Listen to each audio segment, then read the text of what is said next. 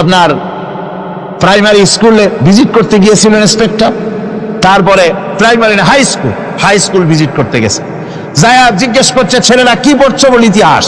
ঠিক আছে, ইতিহাস থেকেই প্রশ্ন করব, বলতো চীনের প্রাচীর কে ভেঙেছে? ছেলেরা জবাব দিচ্ছেন, তুমি বলো। কেউ বলছেন। বেঞ্চের কোনা যে ছেলেটি, সে বলছে সর্বনাশ, কেউ যখন স্বীকার করে না, এটা তো আমার মাথায় আসবে।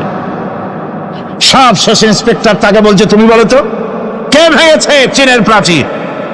কয় স্যার, গ্রামে আমার দুষ্টমির যথেষ্ট বদনাম আছে, কিন্তু চীনের প্রাচীর ভাঙার মতো দুষ্কর্ম আমি করি নাই। ইন্সপেক্টর খুব রেগে গেলেন, মাস্টারের দিকে তাকালেন, এই বুঝি আপনার ইতিহাস পড়ানো? মাস্টার ইন্সপেক্টরের বিরক্তি ভরা মুখ দেখে বলছেন, স্যার রাগ করবেন না, এসব ছাত্র তো আমার, ওদের অবস্থা তো আমি জানি, আপনি আসছেন ঢাকা থেকে, আপনি জানবেন কি? আমি হঠাৎ করে বলতে পারি আমার ক্লাসের কোন ছাত্র চীনের প্রাচীর ভাঙে নাই। ইন্সপেক্টর রাগ হইয়া চলে গেছে হেডমাস্টারের রুমে, যায় বলছে যে আমি আপনার স্কুলের গ্রান্টকে আমি নাকচ করে দেব, মঞ্জুরি আমি ক্যান্সেল করে দেব। কেন? এই অবস্থা। হেডমাস্টার বলছে, স্যার রাগ করবেন না, আপনার জন্য কিছু টাকা পয়সাও রাখছি হাদিয়া, বড় একটা চর্বিযুক্ত খাসিও জবাও করা হয়েছে, পুকুর থেকে রুই মাছ তোলা হয়েছে। তারপরেও আমার ছাত্ররা, টিচাররা বলার পরেও যদি আপনার সন্দেহ হয়ে থাকে যে আমার ছাত্ররাই ভাঙছে, তো ওই আপনি অসন্তুষ্ট হবেন না, রাগ করবেন না স্যার, ওই প্রাচীর ভাঙতে যা খরচ লাগে আমি কিছু খরচ দেবো, তো আপনি রাগ করেন না। এখন চিন্তা করেন, স্কুলের ছাত্র থেকে শুরু করে হেডমাস্টার পর্যন্ত জ্ঞানের বহর। তো বলতেছিলাম, আপনি আমি ওজন স্তরে ফাটল ধরিয়েছি, তার অর্থ এই নয় যে আপনারা গিয়ে ওখানে কুড়াল মারিয়ে ওটারে ভাঙছেন। তাহলে ওটা কি হয়েছে? কোরআনে কারিমে রব্বুল আলামিন বলেন, ওয়ামা আসাবাকুম মিন মুসিবাতিন ফাবিমা কাসাবাত আইদিকুম ওয়া ইয়াফু আন কাসীর। যত বিপদ তোমাদের উপর আরোপিত হয়, সমস্ত বিপদ তোমাদের দুই হাতের কামাই করা। কে বলছেন? আল্লাহ পাক। ওজন স্তরে ফাটল ধরেছে, এটা বিপদ, বিশ্বের সমস্ত মানব সভ্যতা সৃষ্টি জগতের জন্য বিপদ। এই বিপদের জন্য দায়ী পৃথিবীর মানুষ। কিরকম? সেটা হচ্ছে গাড়ির পেছন থেকে যে কালো ধোঁয়া বের হয়, কল কারখানার চিমনি থেকে যে কালো ধোঁয়া বের হয়, এই কালো ধোঁয়াগুলি, তারপরে সমস্ত কেমিক্যাল উইপেন সেগুলি যে টেস্ট করা হয়, তার রিয়াকশন ইত্যাদি, এই কালো ধোঁয়া এবং সমস্ত মারণাস্ত্রগুলি এক্সপেরিমেন্ট করার সমস্ত এই রিয়াকশনগুলি সবগুলি গিয়ে ওই ওজন স্তরে ফাটল ধরিয়ে দিয়েছে, আস্তে করে পাতলা হয়ে এটা ফেটে গিয়েছে, অতি বেগুনি রশ্মি আসা শুরু করেছে। এটাকে বন্ধ করার জন্য বিজ্ঞানীরা আজ মরিয়া হয়ে গিয়েছে। ইনশাআল্লাহ আল্লাহ পাক তার বিজ্ঞানীদের মানুষের মাথায় বুদ্ধি এনে দিবেন, রিপেয়ারও হয়ে যাবে ইনশাআল্লাহ। সবাই বলেন ইনশাআল্লাহ। তাহলে বললাম কেন এ কথাটা? এই জন্য বললাম যে কোরআনে কারীমের মধ্যে আল্লাহ রাব্বুল আলামিন সব কথা বলে দিয়েছেন, কোনো কথা বাদ রাখেন নাই। পাহাড়গুলি ভেঙে আমরা ক্ষতি করতেছি, গাছগুলি কেটে আমরা ক্ষতি করতেছি, প্রকৃতির ভারসাম্য নষ্ট করে দিচ্ছি, ফলে সমুদ্রের পানি স্ফীত হচ্ছে, ভূমিকম্প বাড়তেছে, ঘূর্ণিঝড় হচ্ছে, টর্নেডো হচ্ছে, পৃথিবী বিধ্বস্ত হয়ে যাচ্ছে, ক্লাইমেটের পরিবর্তন আসছে। আজকে পৌষ মাস, এটা কি মাস?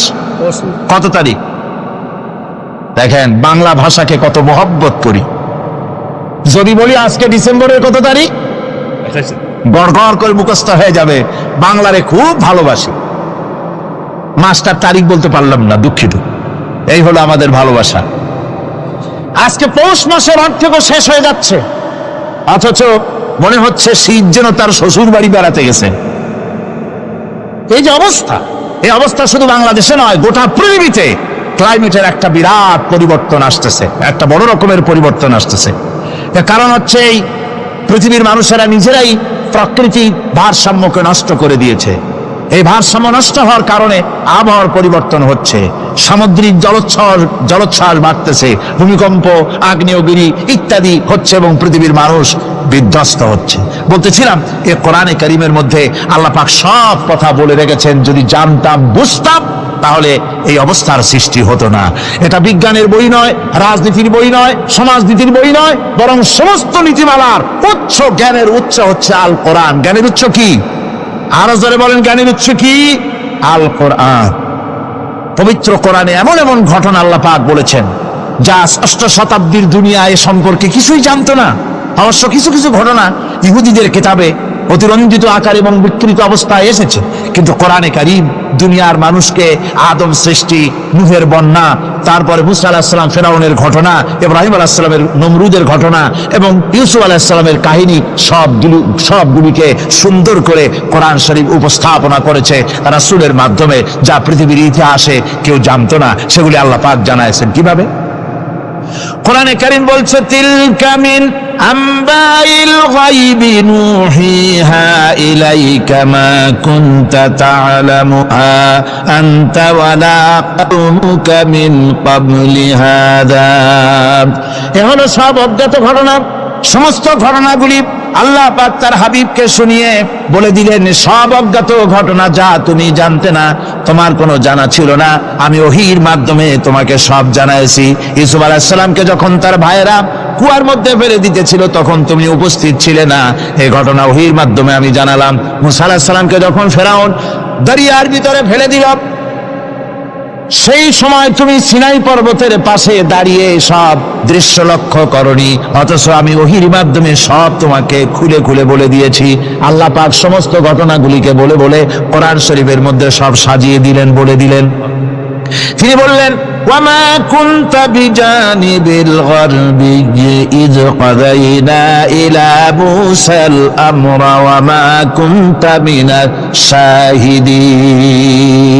ফিরআউন যে মুসার সঙ্গে যে ব্যবহারটা করলো, এ সময় সেখানে তুমি উপস্থিত ছিলে না, আমি ওহীর মাধ্যমে তোমাকে তা জানিয়েছি।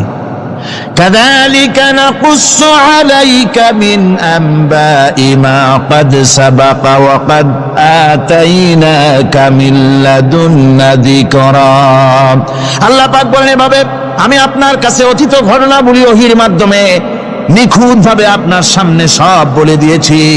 আমার ভাইয়েরা, এই বিশ্বলোকে ঊর্ধ্ব লোক সম্পর্কে নিয়ে ভুল তথ্য বর্ণনা আল্লাহ পাক করে দিয়েছেন কোরআনের মাধ্যমে। 1665 খ্রিস্টাব্দে স্যার আইজাক নিউটন তিনি আবিষ্কার করলেন মাধ্যাকর্ষণ শক্তিকে। এই মাধ্যাকর্ষণ শক্তি, ল অফ গ্রাভিটেশন, এ সম্পর্কে মানুষের এর থেকে কিছু জানলো, কিন্তু আজ থেকে 1400 বছর আগে আল্লাহ রাব্বুল আলামিন তার উম্মি নবী, যিনি কোনো বিজ্ঞানাগারে লেখাপড়া করেন নাই, কোনো সায়েন্স রিসার্চ করেননি, যিনি কোনো কলেজ ইউনিভার্সিটিতে পড়াশোনা করেননি, তার মাধ্যমে জানিয়েছেন মাধ্যাকর্ষণ শক্তির কথা। কোরআন বলছে, ইন্নাল্লাহা ইউমসিকুস সামাওয়াতি ওয়াল আরদা আন তাজুলা। এই পৃথিবী এবং সমস্ত গ্রহ উপগ্রহকে আল্লাহ পাক বলছেন, আমি এমন এক শক্তি দিয়েছি যে শক্তির মাধ্যমে একটা আরেকটাকে আকর্ষণ করে রাখছে। এই পৃথিবীতে মাধ্যাকর্ষণ শক্তি শুধু পৃথিবীর নাই, সূর্যের আছে, মঙ্গলের আছে, নেপচুনের আছে, ইউরেনাসের আছে, বৃহস্পতির আছে। প্রত্যেকটি গ্রহের আলাদা আলাদা মাধ্যাকর্ষণ শক্তি আছে, আর এই শক্তির বলে একটা আরেকটাকে টেনে ধরছে যাতে করে বিচ্ছিন্ন হয়ে না যায়, যাতে করে ধ্বংসপ্রাপ্ত না হয়। এগুলি আল্লাহ পাক এই তথ্যগুলি কোরআনে কারীমের মধ্যে বলেছেন। ফলে মরিস বুকাইলির মতো লোক, যিনি ফরাসি দার্শনিক, তিনি বলেছেন দুনিয়ার সমস্ত বিজ্ঞানীদের থিওরি হচ্ছে এই যে বিজ্ঞানের কোনো থিওরি ফাইনাল নয়। আজ একটা হচ্ছে, কাল সেটাকে পরিবর্তন করে নতুন আর এক থিওরি আসতেছে। কিন্তু কোরআনে কারীমের মধ্যে আমি, কে বলতেছেন এ কথা? না না না, মরিস বুকাইলি বলছে, কোরআন শরীফের ভিতরে আমি যে বিজ্ঞানের তথ্য পেয়েছি, থিওরি পেয়েছি, তার কোনো পরিবর্তন আজও হয় নাই, ভবিষ্যতেও হওয়ার কোনো সম্ভাবনা নাই। মরিস বুকাইলি মনে করেছিলেন বেদ আর বাইবেলে যেমন ভুল আছে, কোরআন শরীফে ওই রকম ভুল আছে, নাউজুবিল্লাহ। সেই জন্য তিনি আরবি শিখলেন কোরআন বোঝার জন্য, ভুল ধরার জন্য। কোরআন শিখলেন কি জন্যে? ভুল ধরার জন্য। আর এমন শেখা শিখছেন, ওই আরবি শিক্ষা মানে আমাদের দেশের লোকদের মতো আনাকুম জানাকুম শেখে নাই, ভালো করেই শিখছে, ভালো করেই মুখস্থ করেছে, তার ভালো করে আরবি শিখেছেন, তারপরে কোরআন শরীফ পড়েছেন, তারপরে তিনি এ কোরআন পড়ে তেলাওয়াত করে বুঝে এরপরে তিনি বই লিখেছেন দি Bible, the Quran and science. এই বইয়ের মধ্যে তিনি পরিষ্কার লিখেছেন, কোরআন পড়লাম, এর ভিতরে একটা নক্তা দেওয়ার, একটা কলমের ফোঁটা দেওয়ার জায়গা কারো নাই। কোরআন নিঃসন্দেহে মহান স্রষ্টা আল্লাহ রাব্বুল আলামিনের মানুষের বানানো কিতাব এটা হতে পারে না। সুতরাং কোরআন শরীফের মধ্যে আল্লাহ পাক সব কথা বলে দিয়েছেন। বিজ্ঞানের সাথে কিন্তু কোরআনের সংঘর্ষ নাই। অনেকে মনে করে যে বিজ্ঞান আর কোরআন এর মধ্যে বিরাট সংঘর্ষ। না, বিরাট সংঘর্ষ নয়, দুই একটা পয়েন্টে সংঘর্ষ থাকতে পারে। অধিকাংশ ব্যাপারই বিজ্ঞান, আমি মনে করি বিজ্ঞানের আবিষ্কার যত বাড়বে কোরআন বোঝা মানুষের জন্য তত সহজ হবে। এটা আমার ধারণা, এটা আমার ধারণা। বিজ্ঞানের সাথে দুই একটা পয়েন্টের উপরে সংঘর্ষ আছে, যেমন চন্দ্র এবং সূর্য সম্পর্কে, সৌরজগৎ সম্পর্কে Copernicus, Kepler, Galileo, Newton, Einstein মহাশূন্য সম্পর্কে যে সব বক্তব্য রেখেছেন, সেসব বক্তব্যের সাথে কোরআন শরীফের কিছুটা বৈপরীত্য রয়েছে। যেমন কেউ বলেছেন সূর্য ঘোরে, পৃথিবী স্থির, কেউ বলে সূর্যের চতুর্দিকে পৃথিবী ঘোরে, কেউ কয় চন্দ্র ঘোরে, কেউ কয় আমরা কি আর বসে থাকি, আমরাও ঘুরি। কিন্তু আসলে ঘোরেটাকে কে ঘোরে, এ ফয়সালা কে দেবে? কে দিবে বলুন তো? হ্যাঁ, ঠিক বলেছেন, আল্লাহই দিবেন, কারণ এগুলি সৃষ্টি করেছেন কে? এবার শুনুন, এই বিতর্কের মীমাংসা আল্লাহ পাক করছেন কোরআনে কারিমে বহু আগে। গ্যালিলিও, কেপলার, কোপারনিকাস এদের বলার অনেক আগে বিশ্বনবী জনাবে মুহাম্মদ রাসূলুল্লাহ সাল্লাল্লাহু আলাইহি ওয়াসাল্লাম তিনি বলে দিয়েছেন, আল্লাহর কথা তিনি বলেছেন, লাশ-শামসু ইয়ানবাগী লাহা আন তুদরিকাল কামারা ওয়ালাল লাইলু সাবিকুন নাহার ওয়া কুল্লুন ফি ফালাকিন ইয়াসবাহুন। প্রবল জ্ঞানী হইবে যাহারা, আপন মনেতে বুঝিবে তাহারা, রাত্রি পারে না আগে যাইবার দিনের স্থান করি অধিকার। চন্দ্র বাঁধে না সূর্যের গায়েতে, সূর্য পারে না চন্দ্রকে ধরিতে। যার যে স্থান বহাল রাখিয়া ভ্রমণ করিছে খোদাকে ডরিয়া। আল্লাহ রাব্বুল আলামিনকে ভয় করে সব ঘুরছে, চাঁদও ঘোরে, সূর্য ঘোরে, মঙ্গল ঘোরে, ইউরেনাস ঘোরে, বৃহস্পতি ঘোরে, পৃথিবীও ঘোরে। সব ঘুরছে তো ঘুরছেই, বন করে ঘুরছে, একটা নির্দিষ্ট কক্ষপথে, আপন আপন কক্ষপথে ঘুরছে, যার ফলে অ্যাক্সিডেন্ট হয় না। সুবহানাল্লাহ, জোরে বলেন সুবহানাল্লাহ। নির্ধারিত কক্ষে ঘুরছে, নির্ধারিত কক্ষে ঘুরছে। এর কক্ষগুলি আল্লাহ পাক ঠিক করে দিয়েছেন, সেই কক্ষে ঘুরতেছে, একে অপরের পথ অতিক্রম করতেছে না। আবার ওই মহাশূন্যের ভেতরে রয়েছে ব্ল্যাক হোল। ব্ল্যাক হোল কি? ব্ল্যাক হোল হচ্ছে একটা বিরাট অন্ধকার গহ্বর, একটা মৃত্যুকূপ। এত বড় বিরাট ব্ল্যাক হোল মহাশূন্যে আছে, বিজ্ঞানীরা হয়রান হয়ে গেছে। তার এত বড় শক্তি, সে শুধু তারা খায় না, কোন তারকা ঘুরতে ঘুরতে যদি তার কাছে এসে যায় তারাকে খেয়ে ফেলে। কোন আলো যদি কাছে আসে, আলো শুষে নিতে নিতে আলো যার থেকে এসেছে সেটাকেও শেষ করে ফেলে। এ ধরনের একটা দারুণ আকর্ষণী শক্তি তার মধ্যে আল্লাহ সৃষ্টি করেছেন। একটা ব্ল্যাক হোল আছে মহাশূন্যের ভিতরে। সূর্য, চন্দ্র, গ্রহ, নক্ষত্র, যে সূর্য পৃথিবীর চাইতে 13 লক্ষ গুণ বড়, এমন 2 কোটি সূর্য খাইয়া হজম করতে পারে এত বড় ব্ল্যাক হোল আল্লাহ তৈরি করে রেখেছেন মহাশূন্যের উপরে। রয়েছে মিল্কি ওয়ে, রয়েছে গ্যালাক্সি, অন্তত 10,000 কোটি, 10 সহস্র কোটি তারকা দিয়ে সমৃদ্ধ গ্যালাক্সি মিল্কি ওয়ে, যেটা অন্ধকার রাত্রে, তারকা সজ্জিত রাতে উত্তর দক্ষিণ দিকে টানা একটা পথের মতো দেখা যায়। এটা হচ্ছে গ্যালাক্সি, এইটাকে বলা হয় মিল্কি ওয়ে। এটা হচ্ছে ছায়াপথ। অসংখ্য তারকা এর মধ্যে রয়েছে। কত বড় বড় তারকা, অনেক দূরে। তাই আমরা দেখি বিন্দু বিন্দু, আসলে কি বিন্দু না। কত বড় জানেন? বিজ্ঞানীরা বলেছেন দৈত্যের মতো বিরাট বিরাট তারকা আছে, যে সূর্য পৃথিবীর চাইতে 13 লক্ষ গুণ বড়। এরকমের সূর্যের অন্তত 3 কোটি সূর্য খাইয়া হজম করতে পারে এরকম অসংখ্য তারকা মিল্কি ওয়ের ভিতরে আল্লাহ সৃষ্টি করেছেন। সুবহানাল্লাহ বিহামদিহি, সুবহানাল্লাহ। আর মানুষ লাফায়, 4 আঙ্গুল মানুষ খালি লাফ দেয় মোষ কতগুলো রাখিয়া, আনন্দে লাফা। কি শক্তি তোমার! মহাশূন্যের তুলনায় এই পৃথিবীর অবস্থান কি জানেন? এই জন্য যত বেশি পড়াশোনা করবেন মাথা নত হয়ে যাবে। কমিউনিস্ট হয় ছাগলেরা, বুদ্ধিমান কোনোদিন কমিউনিস্ট হয় না। কারা কমিউনিস্ট হয়? ছাগলগুলি, যাদের আকল নাই, তাদের জ্ঞান নাই, বুদ্ধি নাই, ওরাই কমিউনিস্ট হয়। কোন চিন্তাবিদ, কোন বিজ্ঞানী কমিউনিস্ট হয় না। মাথা নত হয়ে যায়, আল্লাহর এই সৃষ্টি দেখে পাগল হয়ে যায়। নিঃসন্দেহে আল্লাহ আছেন, নইলে পরে এগুলি হয় কি করে? আমি চিন্তা করে পাই না কমিউনিস্ট হয় কেমন, কতখানি পাগল হইলে হয়। ছোট্ট একটা রুমাল দেখলে মনে করি কোন তাঁতি এটারে বানাইছে, একটা এই কি জানি কয় মাইক দেখলে মনে করি কেউ এটাকে বানাইছে, টেবিল দেখলে মনে করি কেউ বানাইছে, ফ্রিজ দেখলে মনে করি বানাইছে কেউ, একটা সুই দেখলে মনে করি কেউ এটাকে বানাইছে। আর এই বিশাল পৃথিবী, ওই বিশাল আকাশ, কমিউনিস্টরা কয় এমনি এমনি হয়েছে। আমার বন্ধুগণ, মাথা নত হয়ে আসবে চিন্তা করলে কি বিশাল সৃষ্টি আল্লাহ পাকের। এই ছায়াপথ, এই গ্যালাক্সি, এর তুলনায় পৃথিবীর অবস্থান কোথায়? পৃথিবীর অবস্থানটা হচ্ছে, আমার হাতে এটি একটি কলম, এই কলমটা কাগজের উপরে আমি যদি এই নিপটা রাখি, কাগজের ভিতরে নিপে যতটুকুন জায়গা টাচ করবে, মহাশূন্য গ্যালাক্সি মিল্কি ওয়ে, আল্লাহর ওই মহাশূন্যের তুলনায় পৃথিবীর অবস্থান একটা কলমের নিপে যতটুকুন জায়গা নেয় এর থেকে বেশি নয়। এই যদি হয় পৃথিবী, তাহলে সেই পৃথিবীর মানুষ আপনি, আপনি কতটুকুন?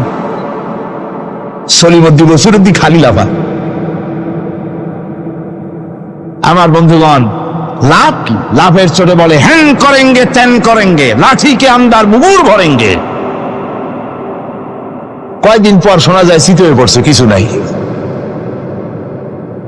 সুতরাং আল্লাহ পাকের অসীম সৃষ্টি জগৎ, এর সঙ্গে বিজ্ঞানের সংঘর্ষ কম, দুই একটা পয়েন্টে আছে, বাকি সবগুলিতে বিজ্ঞানের আবিষ্কার যত বাড়তেছে, আল্লাহরে চেনা, সৃষ্টি জগৎকে জানা মানুষের জন্য তত সহজ হচ্ছে। আর রহমান আল্লামাল কোরআন, কোরআন শিখিয়েছেন আমাদেরকে রহমান, এমন নিয়ামত দিয়েছেন যার মধ্যে সব আছে। মানুষ সৃষ্টির ব্যাপারে, মানব সৃষ্টির ব্যাপারে নির্ভুল তথ্য যদি পেতে হয়, তাহলে কার কাছে যাব? জোরে কর। আল্লাহর কাছে যেতে হবে। আর আল্লাহর কাছে না যাইয়া মানব সৃষ্টির রহস্য যদি জানতে যাই ডারউইনের কাছে, তাহলে আপনার মামু হবে সুন্দরবনের বান্দরেরা, ঠিক কিনা? বান্দরেরা হবে মামু, শিম্পাঞ্জি ওরাং ওটাং হবে আপনার নানা আর দাদা। তার কারণ ডারউইন সাহেব বলেছেন, মানুষ এর পূর্বপুরুষ হলো বাঁদর, শিম্পাঞ্জি, ওরাং ওটাং, এটা হলো তার থিওরি অফ ইভলিউশন। এই বিবর্তনবাদের থিওরি পেশ করতে গিয়ে তিনি বলেছেন মানুষ হলো বান্দরের জাত। আরে বেটা, তুই বান্দরের জাত। নিজের লেজ কাটিয়া সকলের লেজ কাটা আরম্ভ করতে যাচ্ছে। কি পাগলের পাগল, মানুষ হয়েছে বান্দরের জাত। আশ্চর্য কথা। কেমনি কইলে? তো বললো যে শিম্পাঞ্জি দেখছে, তো সে শিম্পাঞ্জি দেখে তার মনে হয়েছে যে মানুষ ওইরকমই তো দেখা যায়, তো মানুষ বুঝি বান্দর থেকেই আসছে। আমি বলি, পৃথিবীতে এমন পাগল আমি কোনোদিন দেখিও নাই, শুনিও নাই যে কোনো পাগল পাবদা মাছ দেখে বলেছে যে এটা হচ্ছে বোয়াল মাছের পূর্বপুরুষ। টাকি মাছ দেখে কোন ছাগলেও বলেছে আজ পর্যন্ত যেটা হলো শোল মাছের পূর্বপুরুষ। পুঁটি খাইতে খাইতে আস্তে আস্তে বিরাট শোলে পরিণত হয়ে গেছে, কোনো পাগলেও বলেনি। আচ্ছা, মেনে নিলাম দারুন সাহেবের থিওরি, মেনে নিলাম এক সেকেন্ডের জন্য যে বান্দর থেকেই মানুষ হয়েছে। এখনো তো বানর প্রজাতি আছে না, শেষ হয়ে গেছে? আছে কিনা? তাহলে সুন্দরবনে যান, যে দেখুন কোন বাঁদর কি এ পর্যন্ত দেখা গেছে যে কোমর পর্যন্ত মানুষের মতো হয়ে গেছে। আর একটু দুধ আর পনির আর একটু এই শুটকি মাছ, লোট্টা ফিশ খাওয়াইলে আর কদিনের মধ্যে এই বান্দরটা মানুষ হয়ে যাবে। হয়েছে এরকম? বাঁদরের 12 আনা মানুষ হয়ে গেছে, 14 আনা মানুষ হয়ে গেছে, আর অল্প একটু বাকি। এরকম দেখা গেছে কোথাও? দেখা যায়নি। এগুলি পাগলামি কথা, পাগলামি কথা। মানুষ বানর থেকে আসেনি, মানুষ ওরাং ওটাং থেকে আসেনি, মানুষ শিম্পাঞ্জি থেকে আসেনি। মানুষ এসছে কোত্থেকে? এটা জানতে হলে, এ নির্মূল তথ্য জানার জন্য আসতে হবে কোরআনের কাছে। কার কাছে? আল্লাহ রাব্বুল আলামিন তার হাবিবের মুখ থেকে মানব সৃষ্টি রহস্য তিনি উদ্ঘাটন করে দিয়েছেন। তিনি বলেছেন, দুনিয়াবাসীকে শুনিয়েছেন, ফালয়ানজুরিল ইনসানু মিম্মা খুলিক خلق من ماء دافق يخرج من بين الصلب والترائب। আল্লাহ পাক বলেন, মানুষ কি তার সৃষ্টি রহস্য দেখে না? কেমনে তাকে আমি সৃষ্টি করেছি? মায়ের বক্ষ পিঞ্জর থেকে, বাপের পৃষ্ঠ থেকে সবেগে নির্গত এক ফোঁটা নাপাক পানি দিয়ে আমি আল্লাহ মানুষকে সৃষ্টি করেছি। বান্দর থেকে নয়, ওরাংউটান থেকে নয়, সিম্পাজি থেকে নয়, মানুষের অরিজিন মানুষ। আদম থেকে তোমরা জন্মগ্রহণ করেছো, আদম এসেছে মাটি থেকে, তোমরা এসেছো আদম থেকে। সুবহানাল্লাহি ওয়া বিহামদিহি। এটাই হলো মানব সৃষ্টি রহস্যের কথা আল্লাহ পাক বলে দিয়েছেন। অন্যত্র আল্লাহ বলেন, ইন্না খালাকনাকুম মিন তুরাবিন সুম্মা মিন নুতফাতিন সুম্মা মিন আলাকাতিন সুম্মা মিন মুদগাহ। নিষ্প্রাণ মাটি থেকে তোমার উৎপত্তি হয়েছে, আর এই নিষ্প্রাণ মাটি দিয়ে তোমাকে তৈরি করা হয়েছে। এগুলি মাতৃগর্ভের ভিতরে গিয়া নাপাক পানি ফোঁটা জমাট রক্ত হয়েছে, গোশত হয়েছে, তারপরে মানুষের আকৃতি দিয়েছি, আর এরপরে বাচ্চার আকারে মায়ের পেট থেকে আমি আল্লাহ মানুষ করে তোমাকে বের করেছি। সুতরাং মানব সৃষ্টি রহস্যের কথা বিজ্ঞানের সাথে যেটা সাংঘর্ষিক হবে কোরআনের সাথে, আমরা সেটা মানতে পারি না। আমাদেরকে মানতে হবে মূল জ্ঞানের কিতাবটা। মূল জ্ঞানের কিতাব কোনটা? জোরে কোন তো কোনটা? কোরআন। এখানে সব কথা আল্লামাল কোরআন।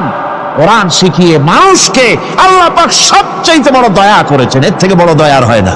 কোরআন শিখিয়েছেন আমাদের, যার মধ্যে সমস্ত তথ্যের কথা আল্লাহ পাক বলেছেন।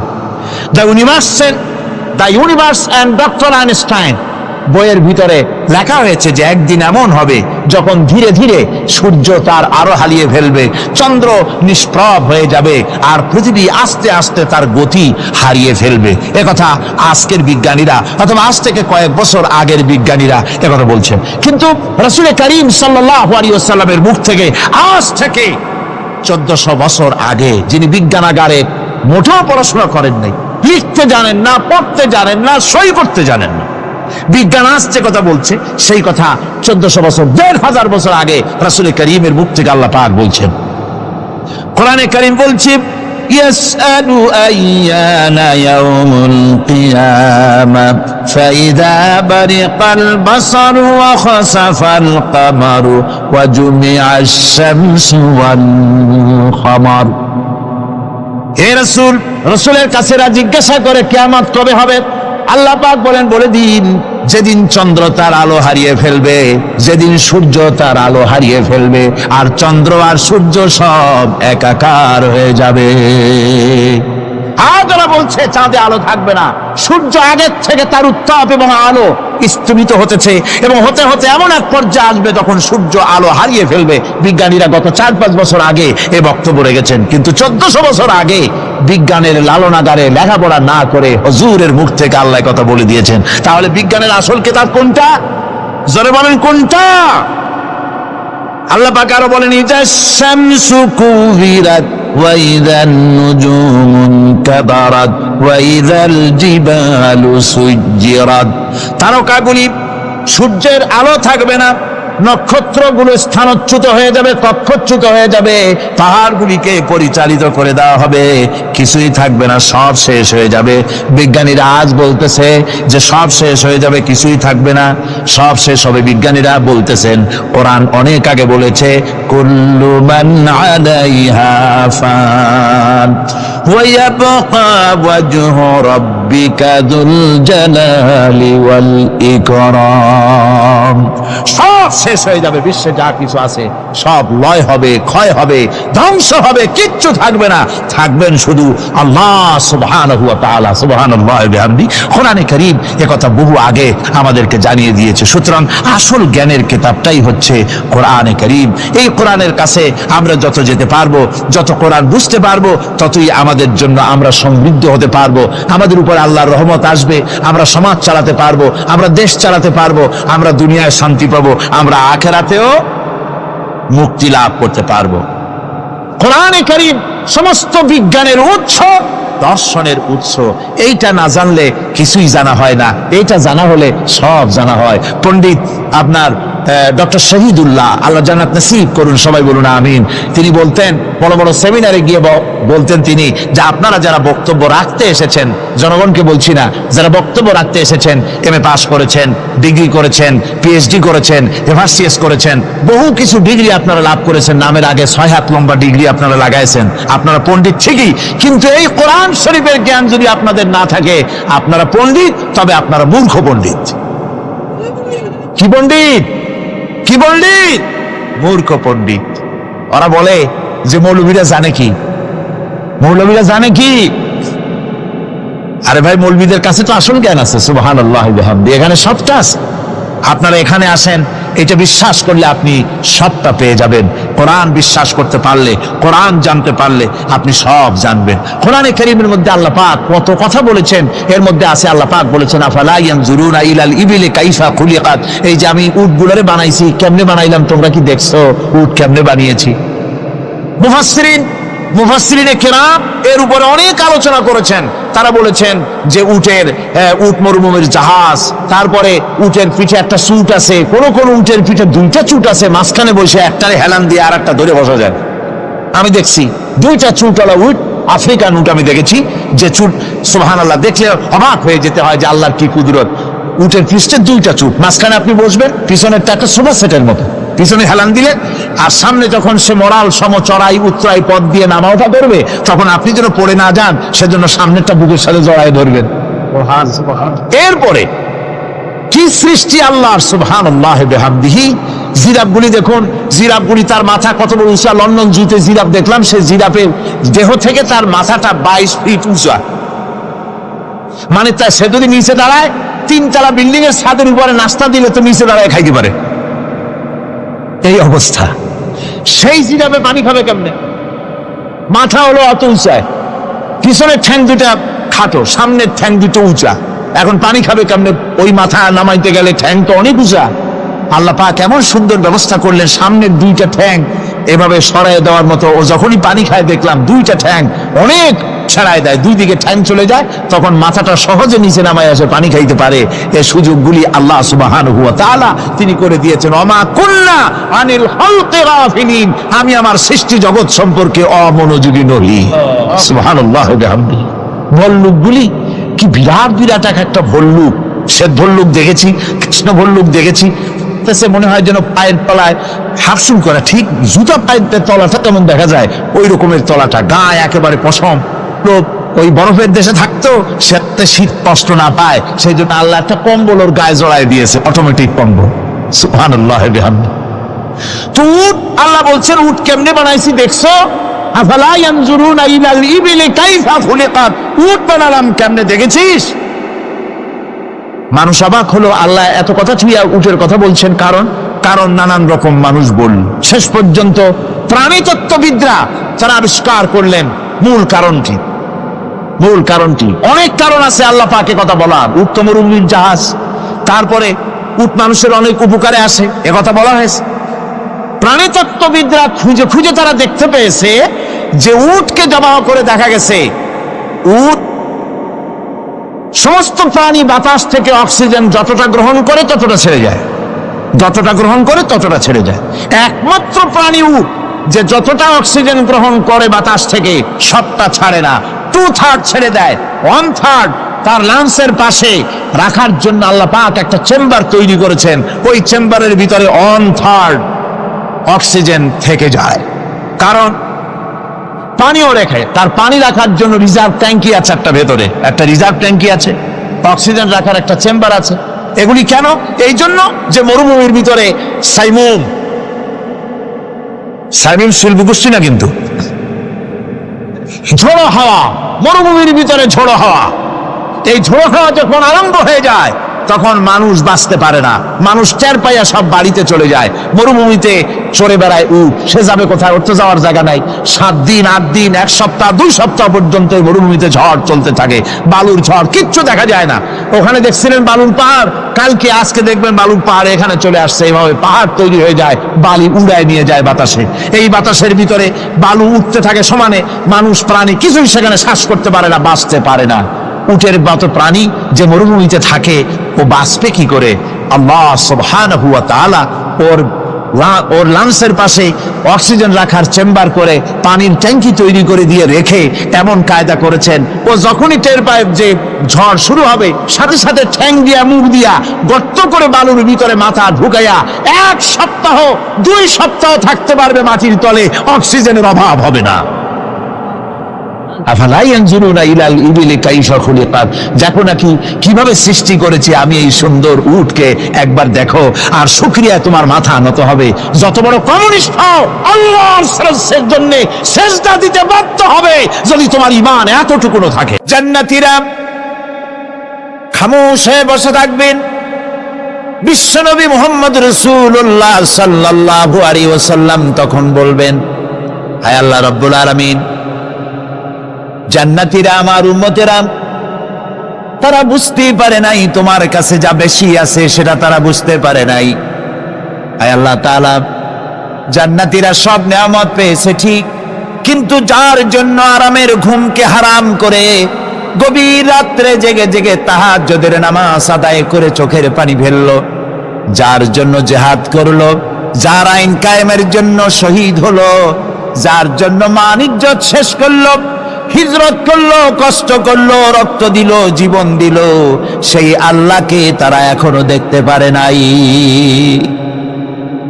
ওয়ালাদাইনা মাজিদ এর তাফসীরে বলা হয়েছে, আল্লাহর কাছে যেটা আসে তিনি দর্শন দিবেন।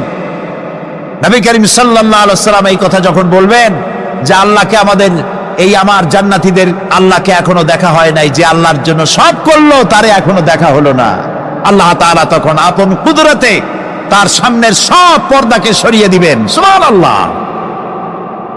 হাসরবাসীরা তখন আল্লাহ তাআলা কোরআনে কারিমে বলছেন, রব তাকিয়ে থাকবেন বান্দাদের দিকে, আর বান্দারা তাকিয়ে থাকবে রবের দিকে। সুবহানাল্লাহ। এর মধ্যে কত লক্ষ বছর পার হয়ে যাবে কেউ বুঝতে পারবে না। দুঃখের রাত পোহাতে খুব কষ্ট হয়, আর সুখের রাত কোন ফাঁকে আজান হয়ে যায় টের পায় না, ঠিক না? আল্লাহকে দেখতে থাকবে মানুষেরা। সুবহানাল্লাহ, সুবহানাল্লাহ। আল্লাহকে বলি, আয় আল্লাহ তাআলা, জান্নাতের যে অনুষ্ঠানে তুমি তোমার দর্শন মুবারক দিয়ে জান্নাতীদেরকে তুমি ধন্য করবে, সেই মজলিসের কোন এক কোনায় কানায় আমাদের মতো গুনাহগারদের একটু জায়গা করে দিও আল্লাহ তাআলা। জীবনের সব থেকে বড় কামিয়াবি। সুতরাং আল্লাহ রাব্বুল আলামিন, তাকে দেখা যাবে না, কিন্তু তার সৃষ্টি জগৎ থেকে তাকে চেনা যায়। এত সুন্দর ফুল, এটা এমনি এমনি হতে পারে না। হযরত ইমাম আবু হানিফা রাহমাতুল্লাহ আলাইহির সাথে এক নাস্তিকের বাহাস হওয়ার কথা। সে নাস্তিক অস্বীকার করেছে আল্লাহ নাই। ইমাম সাহেব বলেছেন, আছেন, আচ্ছা ঠিক আছে, তর্ক হবে, বিতর্ক অনুষ্ঠান হবে। ইমাম সাহেব তার আসার সময় চাইতে প্রায় 1-2 ঘন্টা ডিলে হয়ে গেল। নাস্তিক উপস্থিত জনগণকে বলল, যে লোক তার ওয়াদা রক্ষা করতে পারে না তার সাথে আবার বহস কিসের? এ কথা বলতে বলতেই ইমামে আজম আবু হানিফা রাহমাতুল্লাহ আলাইহি মঞ্চে উঠে এসেছেন। নাস্তিক বলল, আপনার সাথে আমার তর্ক করার উৎসাহ হারিয়ে ফেলেছি। কেন? আপনি যে এতটা সময় ওয়াদা খেলাপ করলেন, 2 ঘন্টা হয়ে গেল, মূল অনুষ্ঠানের শুরুতে আপনি আসলেন না। তিনি বললেন যে তুমি নিরুৎসাহিত হবে তো আমার কাছে দেরি হলো কেন? তারপরে না বলবা। আচ্ছা ঠিক আছে, আপনি বলেন কেন দেরি হলো? তিনি বললেন, আমি এই জায়গায় আসতে গিয়ে সামনে একটা নদী বাঁধলো, এখন আমি আসবো কেমনে? মহাচিন্তায় পড়ে গেলাম, কিভাবে যাব? পারাপারের কোনো ব্যবস্থা নাই। হঠাৎ দেখলাম পাশে একটা গাছ, আগে দেখিনি, দেখি যে একটা বড় গাছ। গাছটা কেমনে কেমনে টাইট হয়ে পড়ে গেল, কেমনে কেমনে তাড়াতাড়ি করে কতগুলি তক্তা হয়ে গেল, ফটাফট তক্তাগুলি লাগিয়ে একটা নৌকা হয়ে গেল, লাফ দিয়ে পড়লো নদীতে। আমি চট করে উঠলাম সেই নৌকায় আর পাড়ি দিয়ে আসলাম। ওই তক্তাগুলি ফাটতে চিটতে আর লোহাগুলি লাগবে তড়িৎ গতিতে তাড়াতাড়ি হইতে যতটুকু সময় লাগছে আমার আসতে ওই জন্য দেরি হয়েছে। সুবহানাল্লাহ পরে কর। এখন নাস্তিক কয় যে আপনার সাথে আমি তর্ক মোটেই করবো না। কেন? কয় যে আপনার মাথার স্ক্রু ঠিক আছে কিনা। কয় কি জন্য? কয় আপন ইচ্ছায় একটা গাছ ফট করে এরকম হয়ে গেল, কোনো করাত ছাড়া মিস্ত্রি ছাড়া গাছগুলি চিরে ভেরিয়া তক্তা হয়ে গেল, আর কোন রকমের মিস্ত্রি ছাড়াই জোড়াতালি রেগে নৌকা হয়ে গেল, আর মাঝি ছাড়া পালায় গেলেন। আপনার মস্তিষ্কের স্ক্রুগুলি ঢিলা, আপনার সাথে আমি তর্ক করব না। তিনি বললেন, নাস্তিক শোনো, বিনা মিস্ত্রিতে একটা গাছ চিরে ভেরে তক্তা হইতে পারে না। তোমার দলিল। বিনা মিস্ত্রিতে কতগুলি তক্তা একত্রিত একটা নৌকা হইতে পারে না, তাহলে বিশাল আকাশ বিনা মিস্ত্রিতে কেমনে তৈরি হইল? তোমার এই পা থেকে শুরু করে মাথা পর্যন্ত এই সুন্দর দেহ কেউ সৃষ্টি করে নাই, এমনি এমনি কলা গাছের মতো হয়েছে তুমি। নাস্তিকের চোখ খুলে গেল। বলেন কি? আমি তো এইভাবে চিন্তা করি রে, আমি মুসলমান হয়ে গেলাম। লা ইলাহা ইল্লাল্লাহু মুহাম্মাদুর রাসূলুল্লাহ।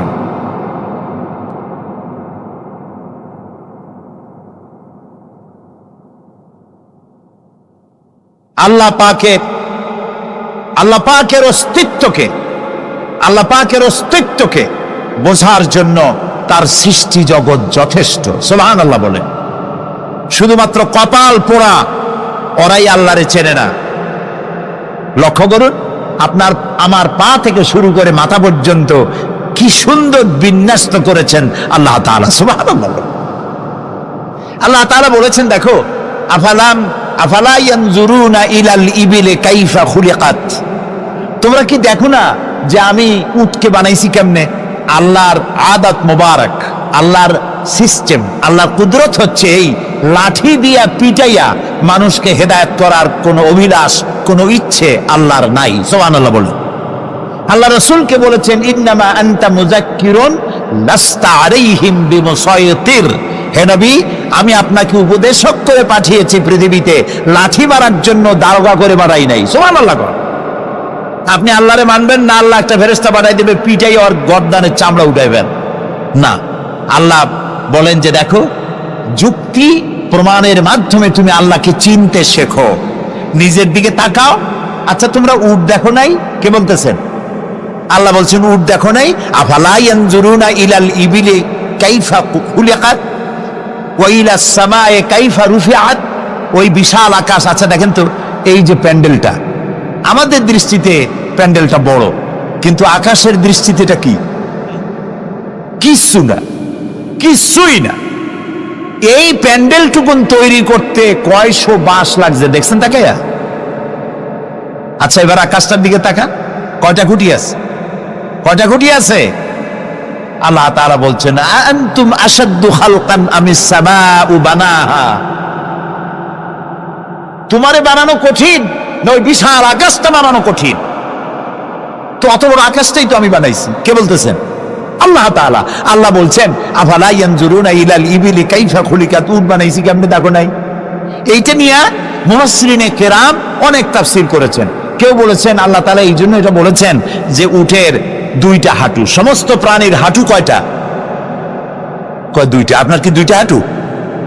একটু বুঝে শুনে জবাব দেন। আমাদের হাঁটু কয়টা? গরুর কয়টা? হাতির কয়টা? সব প্রাণীর হাঁটু একটা, উটের হাঁটু দুইটা। তারপর উট মরুভূমিতে থাকে, মরুভূমির জাহাজ, অনেক কথা অনেকে বলেছেন। কিন্তু একজন চিকিৎসা বিজ্ঞানী কোরআনে কারীমের এই আয়াত পড়ে তিনি চিন্তা করলেন, আল্লাহ উটের কথা কইলেন কেন? যে কেমনে বানাইছি দেখো নাই, নিশ্চয় এর মধ্যে কিছু আছে। সে উটকে চেরাফাড়া করলো, উটকে অপারেশন করে, সার্জিক্যাল অপারেশন করে তারপরে তিনি আবিষ্কার করলেন। শুনুন কি আবিষ্কার করলেন তিনি আবিষ্কার করলেন, পৃথিবীর সমস্ত মানুষেরা, সমস্ত প্রাণী জগৎ পানি পান করে আর সবটা পেশাব করে বের করে দেয়।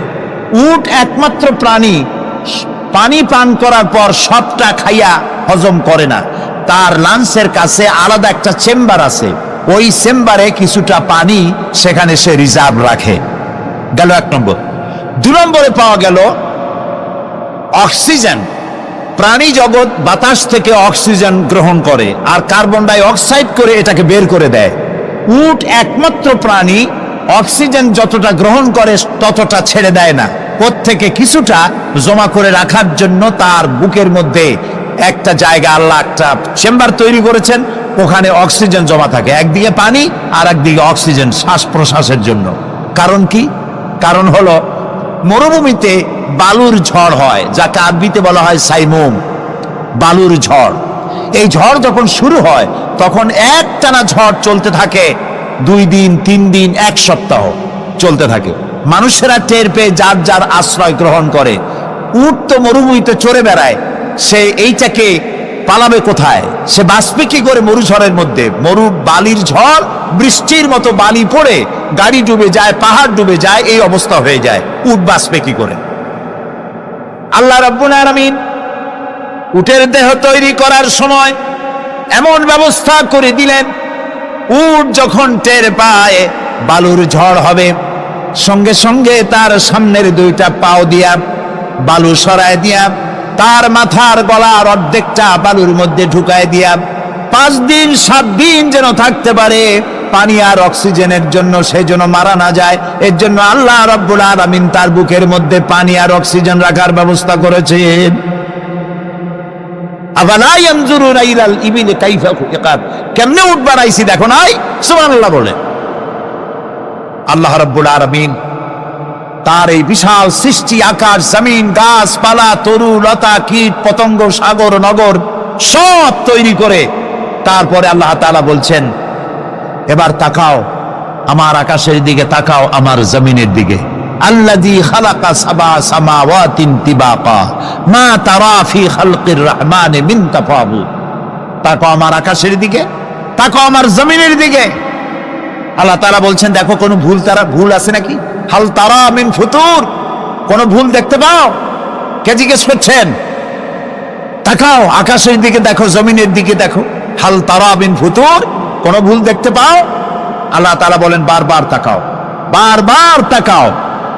এভাবে বারবার দেখতে দেখতে তোমার চক্ষু কাতর হয়ে তোমার নিজের দিকে ফিরে আসবে। আমার সৃষ্টি নৈপুণ্যতার ভেতরে কোনো ভুল খুঁজে পাবে না। পা থেকে শুরু করে মাথা পর্যন্ত আমরা একটু খেয়াল করি তো, আমাদের পায়ের তালুর চামড়া যেরকম, পায়ের পিঠের চামড়া কি ওরকম? আমাদের পায়ের পিঠের চামড়া যেরকম, ওইটা যদি হতো পায়ের তলায়, তাহলে প্রতি 3 দিন অন্তর 2 দিন অন্তর পায়ে হাফসুল করা লাগতো জুতার মতো, ঠিক না?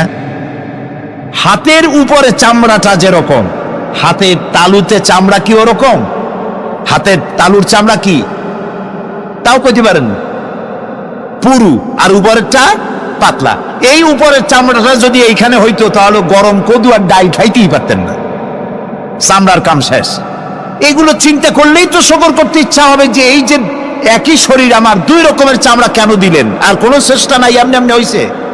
কত বড় রাম ছাগল হলে নাস্তিক হতে পারে, জানোয়ারের চাইতে নিকৃষ্ট নাস্তিকেরা, পশুর চাইতে কুত্তার চাইতে নিকৃষ্ট যারা নাস্তিক। কুত্তায়ও আল্লাহরে চেনে, সুবহানাল্লাহ বলে, আল্লাহরে চেনেছে।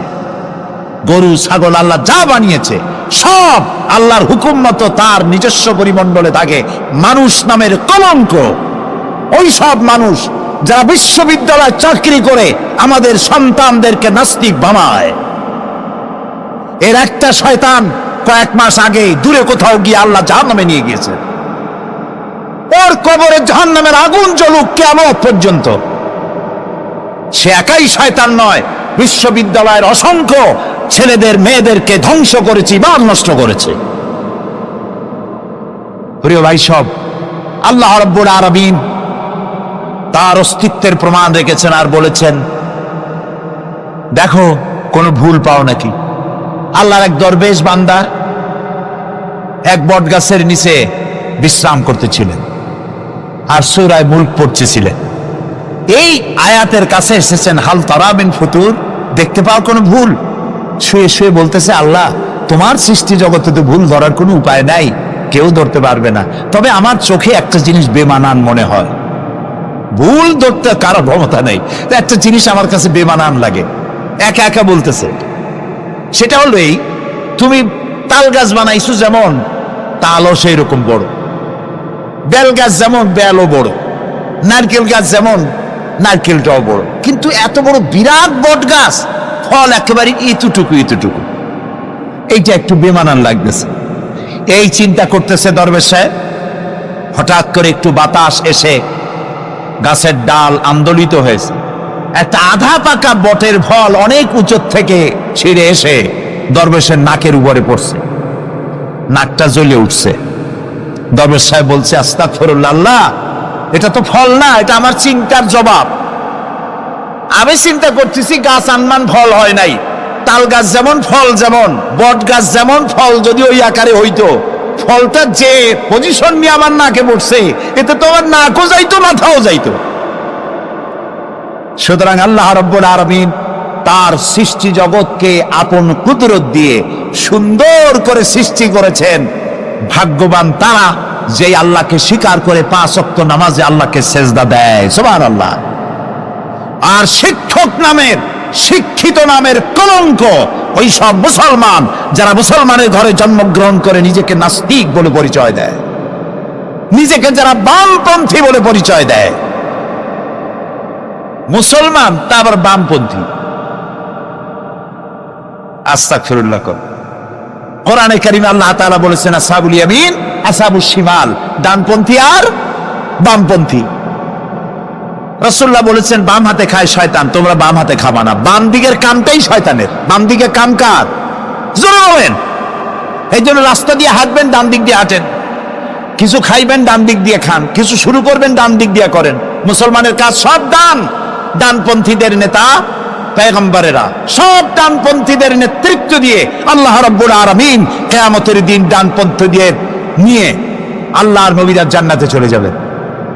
আর বামপন্থীদের নেতা শয়তান, বামপন্থীদেরকে শয়তানের নেতৃত্ব দিয়ে সবগুলিকে জাহান্নামে নিয়ে যাবে। এই জন্য দেখবেন বামপন্থীদের যত নেতা আছে, একটা নেতাও মসজিদে যায় না, নামাজ পড়ে না। প্রিয় ভাই, সব কপাল পোড়া না হলে কোন মুসলমানের সন্তান বামপন্থী আন্দোলন করতে পারে না। হতভাগ্য, নিকৃষ্ট, জঘন্য। আল্লাহ এদেরকে হেদায়েত করুন, বলেন আমিন। জোরে বলেন আমিন।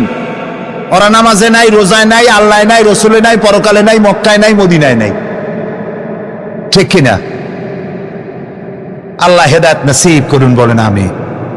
তাহলে 3টি পুঁজির কথা বলেছিলাম, তার মধ্যে প্রথম পুঁজি হলো আল্লাহর কি বিশ্বাস করতে দেখি? অস্তিত্বকে বিশ্বাস করা।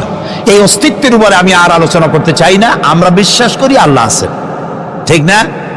আচ্ছা, এবার প্রশ্ন করি, আল্লাহ আছেন, কোথায় আছেন? আচ্ছা, বুঝতে পারছি আপনাদের মধ্যে ইখতিলাফ হয়ে গেছে। কেউ বলছেন সব জায়গায়, কেউ বলছেন আরশে, কেউ বলছেন আকাশে। আর যারা বেশি বুদ্ধিমান তারা কোনো জবাব দেন নাই, চিন্তা করছেন কোনটা কইয়ে কোন জ্বালায় পড়ি। আল্লাহ রাব্বুল আলামিন কোথায় আছেন সেই প্রশ্ন আল্লাহ কি করা দরকার? আল্লাহ আপনি কোথায় আছেন, এই প্রশ্ন আমরা করার আগে আল্লাহ রাব্বুল আলামিন কোরআনে কারীমের মধ্যে জবাব দিয়ে দিয়েছেন, আর রাহমানু আলাল আরশি ইস্তাওয়া। সুবহানাল্লাহ। আল্লাহ সব জায়গায় আছেন এ কথা ঠিক নয়। কেন ঠিক নয় সেটাও বুঝাই দেই। সব জায়গা বলতে তার মধ্যে তো টয়লেটও আছে। সব জায়গা বলতে আরো বহুত খারাপ জায়গা আছে, আমি সে জায়গাগুলির নাম নিলাম না। তাহলে আল্লাহ কি সেসব জায়গা আছেন? বলেন নাউজুবিল্লাহ। আল্লাহ নিজেই বলছেন আল্লাহ আছেন আরশে ইস্তাওয়া। আল্লাহ আছেন কোথায়? আরশে।